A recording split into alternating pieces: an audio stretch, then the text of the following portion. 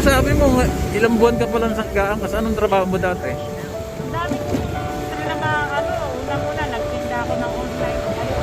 Kayo pala ko, sir. Talagang self-supporting ka lang, no? Talagang... Hindi talaga siya, yung tindahan ko, lang, takutang. Nagtinda din ako ng itlog, tuyo. Grabe, no? Pero ngayon, no? Ibuhay po. 50 years old. Problema lang sa pagkulang sa tao.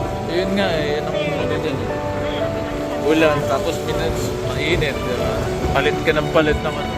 Kapunti ka, kapasa ka rin ng pawis sa dito. Thank you ate, kaway ka sa video lang ko ng konti ate, thank you dito.